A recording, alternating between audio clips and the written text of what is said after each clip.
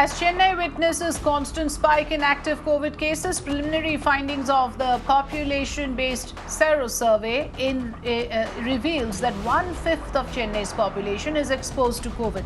Of the 12,405 samples tested for antibodies between 18th to 28th of July, 2,673 people showed evidence of exposure with a seroprevalence of 21.5%. The survey also shows around 80% of the population is still susceptible to COVID in Chennai.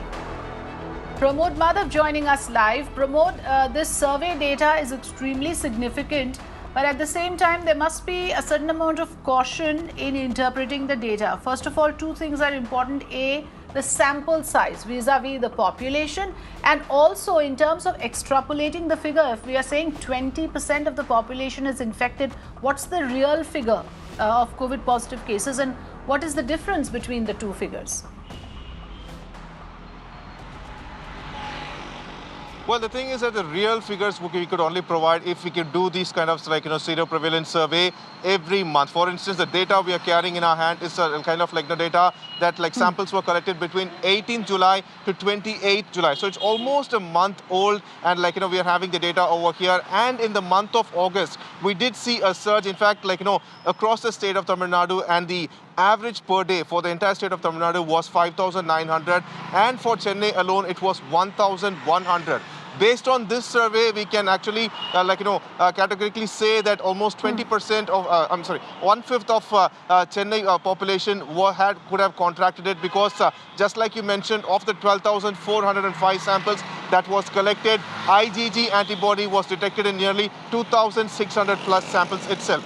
Yet, the thing here is that in Chennai, of the 15 zones, the seroprevalence survey shows that this IgG antibody was quite large in certain zones and much lesser in another. For instance, if I say about Madhavaram, it's been 7%, and in another zone called Tondiapet, it is 44%, and this is a little bit worrisome because more detailed study on it must be done.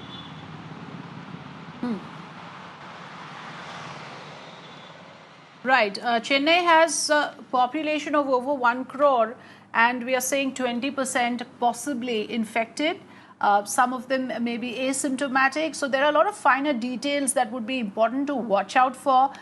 The testing obviously may not be up to the mark, which is why the seroprevalence figures and the actual figures reported through testing would be very different. Thanks for joining us, Pramod, with your inputs on the story.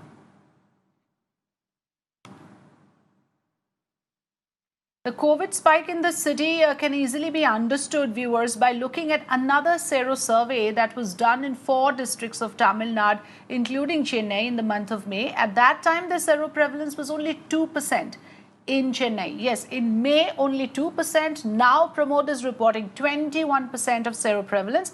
Now, this is basically done by testing for the presence of antibodies. And if the presence is found, that would mean that the body had fought the coronavirus infection recently. And therefore, that many number of people are considered to have been exposed to the virus. However, the sample size is again very small. Like I said, the population is 1 crore. Sample size collected on which this testing was done was only over 12,000. So those figures again remain important. The prevalence of the infection in 5 randomly selected containment zones in Tamil Nadu was 5% at that time in May.